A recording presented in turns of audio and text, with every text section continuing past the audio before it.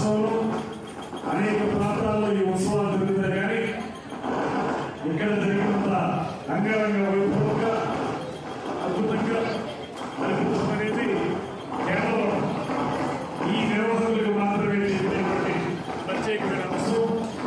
దాంతోపాటు ముఖ్యంగా చెప్పుకోదగ్గది ఇక్కడ వీళ్ళు నిర్వహించేటువంటి నాటకాలు కానీ వేడుకలు కానీ ఇవన్నీ యాభై భాషల్లో కూడా ఒక ప్రత్యేకతను సంతరించుకున్నాయనేటువంటి మాటని ఈ సందర్భంగా అందరూ గుర్తు చేసుకోవాలి. దాంతోపాటు అమ్మవారు ఇక్కడ ఏ మంచి కార్యక్రమాలైనా వారిని తలుచుకుని ఆవిడ దర్శనం చేసుకుని వెళితే ఖచ్చితంగా విజయం సాధిస్తామని చెప్పడానికి అనేక దృష్టాంతాలు ఉన్నాయి.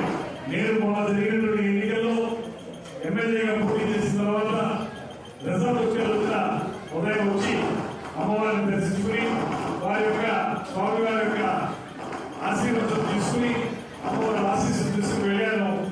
ఎమ్మెల్యే అవుతారంటే మనకు మంత్రిని కూడా చేసినటువంటి అమ్మవారు అనేటువంటి మాటని ఈ సందర్భంగా తెలియజేస్తూ ఇంతటి సదవకాశాన్ని నాకు ఇచ్చినటువంటి అమ్మవారికి మరొకసారి ధన్యవాదాలు తెలియజేస్తూ దాంతోపాటు మరొక ముఖ్యమైన అంశం ఉంది. నేను నా మొట్టమొదటి రాజకీయ ప్రసంగం దేవీ చౌక్లోనే ప్రారంభించాలనేటువంటి మాత్రమే ఆ తర్వాత కాలంలో దుర్గేశ్వరంలో బాగా మాట్లాడతారనేటువంటి మాట నేను తెలుసుకోగలిగానంటే నా మొట్టమొదటి ప్రసంగం అమ్మవారి దగ్గర చేయడం వల్ల మాత్రమే లభించిందనేటువంటి మాత్రం కూడా ఈ సందర్భంగా తెలియజేసుకుంటూ అటువంటి అమ్మవారి యొక్క ఉత్సవాన్ని 92 సంవత్సరాలు అంటే సామాన్యమైన విషయం కాదు. సాధారణంగా ఎవరైనా ఉత్సవాలు చేస్తే 2 సంవత్సరాలు 3 సంవత్సరాలు 4 సంవత్సరాలు చేయగలుగుతారు. కానీ ఇలాగా 90 సంవత్సరాలు పైబడి చేస్తున్నారు. మరో 9 సంవత్సరాల్లో శతవసంతాలు గుర్తున్నాయి. శతవసంతాలు మాత్రమే కాదు, శత సహస్ర వసంతాలు వాళ్ళు ఈ కార్యక్రమంలో ముందుకు సాగాలని మనస్ఫూర్తిగా కోరుకుంటూ భక్తులందరినీ కూడా ఆ అమ్మవారు సదా కరుణ కటాక్ష వీక్షణాలతో దీవించాలని మనస్ఫూర్తిగా కోరుకుంటూ సెలవు తీసుకుంటాను. నమస్కారం.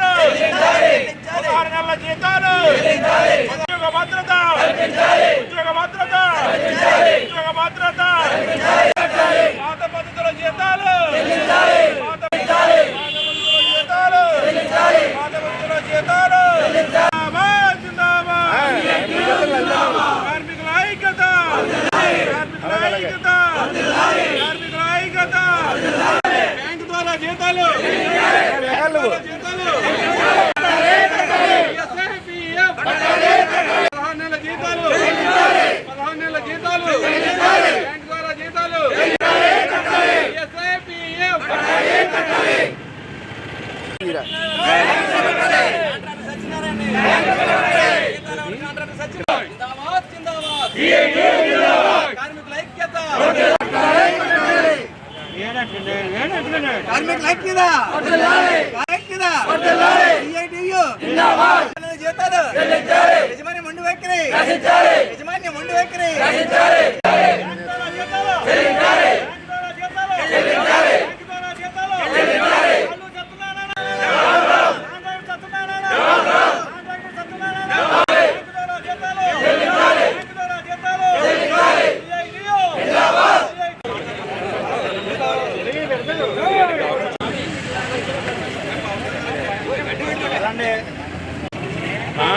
నువ్వేం చేసావు? నువ్వు జగన్కి ఎదిగేసావు.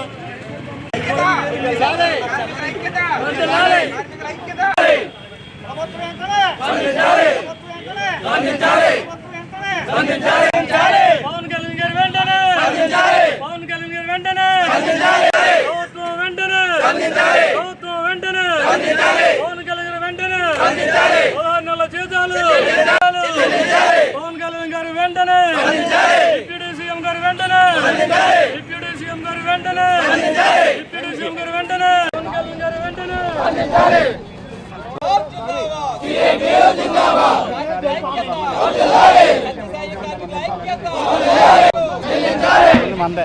తూర్పుగోదావరి జిల్లా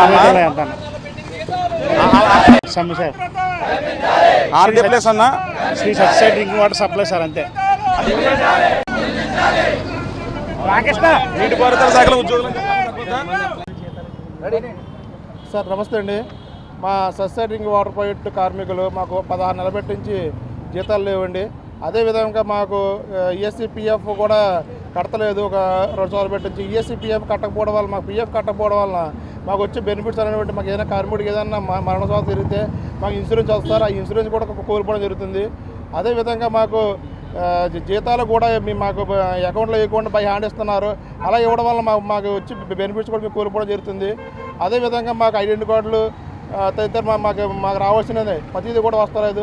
మేము సమ్మె చేస్తానే కానీ మాకు జీతాలు వేయలేని పరిస్థితి ఏర్పడింది సార్ మాకు. కనుక ప్రభుత్వం వారు మా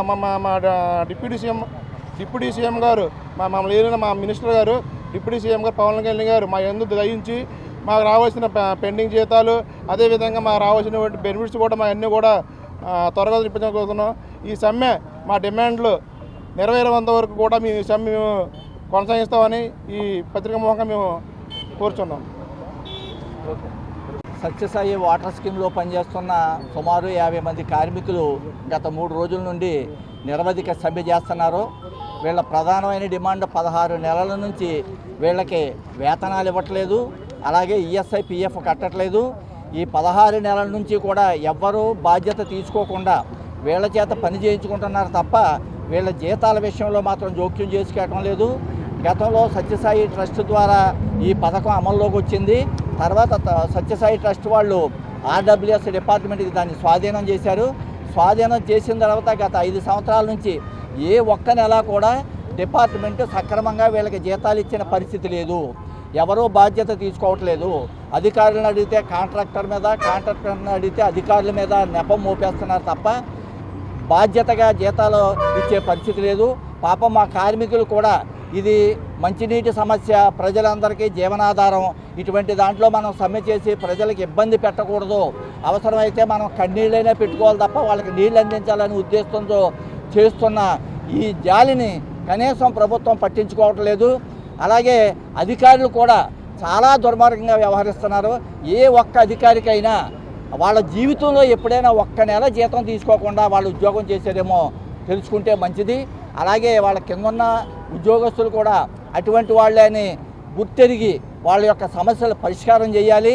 ఎప్పటికైనా అధికారులు జోక్యం చేసుకుని ఫండ్స్ రిలీజ్ అవ్వట్లేదు అనే పేరుతో ఫండ్స్ ఎలా రిలీజ్ అవుతాయి? ప్రభుత్వం మీద మీరు ప్రభుత్వం దృష్టికి తీసుకెళ్ళి ప్రభుత్వంతో మంత్రుల ద్వారానో, ఎమ్మెల్యేల ద్వారానో, ఎంపీల ద్వారానో మాట్లాడితే ఫండ్స్ రిలీజ్ అవుతాయి. ఫండ్స్ రిలీజ్ అవ్వకుండా అది రిలీజ్ అవ్వట్లేదు అనే పేరుతో మీరు నిర్లక్ష్యంగా కార్మికుల చేత వెట్టి చాకిరీ చేయించుకోవడం అనేది చాలా దుర్మార్గమైన విషయం. ఇది మీకు న్యాయం కాదు. కార్మికులు చాలా ఓపికగా 16 నెలలు అంటే చిన్న విషయం కాదు. కరోనాలో కూడా ఆ కరోనా బారిన పడి ఒకవైపున తోటి కార్మికులు చనిపోతున్న ఈ పథకాన్ని ఎక్కడ ఆపకుండా ప్రజలందరికీ మంచినీటి అందించి ఇంత త్యాగం చేసిన వాళ్ళని మీరు వాళ్ళకి తిండి లేకుండా మీరు రోడ్డు మీద పడేయటం అనేది మీకు చాలా దుర్మార్గం.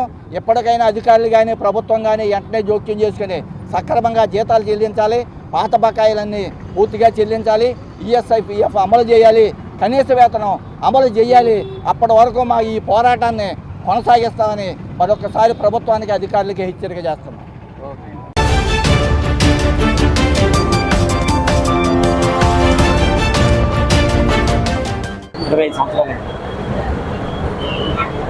రాజమహేంద్రవరం జేఎన్ రోడ్లో వేంచేసి ఉన్నటువంటి స్వర్ణదుర్గ అమ్మవారి యొక్క శరన్నవరాత్రులు ఈ సంవత్సరంతో 25 సంవత్సరాలు పూర్తి చేసుకున్నటువంటి సందర్భంగా ఇంత అద్భుతంగా ప్రతి సంవత్సరం కూడా కార్యక్రమాలు నిర్వహిస్తున్నటువంటి నిర్వాహకులందరికీ కూడా ప్రత్యేకమైనటువంటి అభినందనలు తెలియజేస్తున్నాను.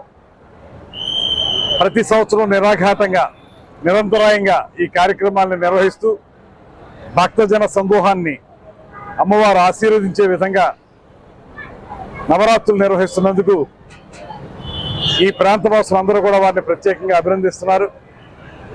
అందులోనూ ఏదో 2 సంవత్సరాల్లో 3 సంవత్సరాల్లో నిర్వహించడం అనేది పెద్ద కష్టం కాదు, కానీ ప్రమారం 25 సంవత్సరాలుగా ఈ కార్యక్రమం నిర్వహించడం అంటే ఇది సామాన్యమైన విషయం కాదు. ఈ రకంగా నిర్వహించి రాబోయే రోజుల్లో మరింత ఉన్నతంగా ఈ కార్యక్రమాలు ముందుకు వెళ్ళాలని, ఈ కార్యక్రమాలు ఇలాగే శతసహస్ర వసంతాల పాటు కొనసాగాలని, తద్వారా అమ్మవారి యొక్క కరుణా కటాక్ష వీక్షణాలు భక్తజనులందరి మీద కూడా ప్రత్యేకంగా ప్రసరించాలని మనస్ఫూర్తిగా కోరుకుంటూ, ముఖ్యంగా ఈ కార్యక్రమాన్ని నిర్వహిస్తున్నటువంటి మిత్రులందరికీ కూడా అభినందనలు తెలియజేస్తూ సెలవు తీసుకుంటున్నాను. నమస్కారం.